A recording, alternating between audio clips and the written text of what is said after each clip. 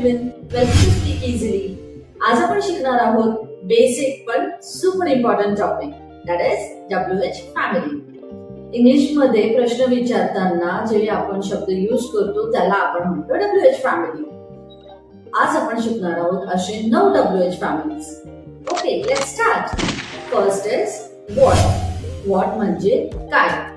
जेव्हा आपल्याला एखाद्या इन्फॉर्मेशन किंवा कोणती माहिती हवी असेल त्यावेळेस जे वापरलं जातं दॅट इज व्हॉट.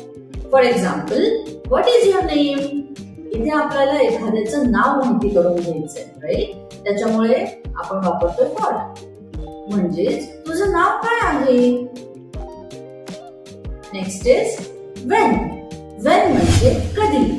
जेव्हा आपल्याला एखादी वेळ माहिती करून घ्यायची असेल तेव्हा आपण वापरतो when. For example, when is your birthday. तुझा बर्थडे कधी आहे.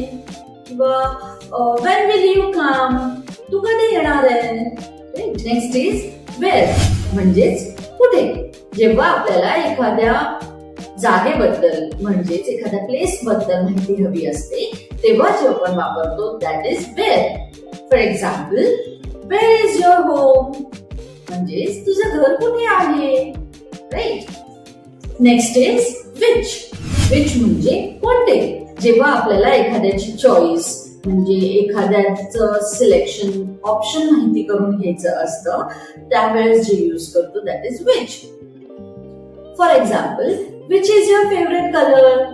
तुझा आवडता कलर कोणता आहे, right. Next is who. Who म्हणजे कोण. जेव्हा आपल्याला एखाद्या व्यक्तीबद्दल विचारायचं असेल त्यावेळेस आपण यूज करतो ते म्हणजे who. For example, who is coming to the party. पार्टीला कोण येणार आहे. नेक्स्ट इज हुम. हुम म्हणजे कोणाला. हे थोडं फॉर्मल आहे. हे आपण यूज करतो कोणाला किंवा कोणाला भेटलं अशा प्रश्नांसाठी. For example, whom did you meet yesterday.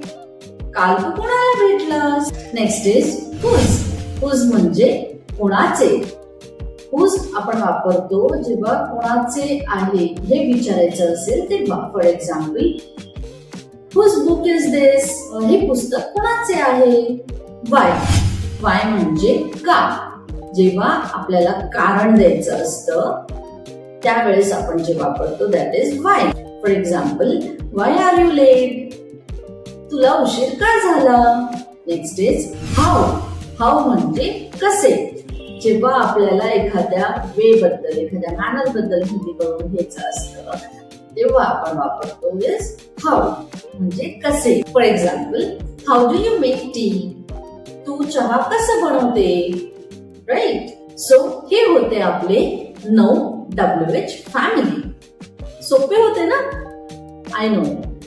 तर आता कमेंट करून सांगा मला की तुम्हाला हे WH फॅमिली शिकण्यात मजा आली.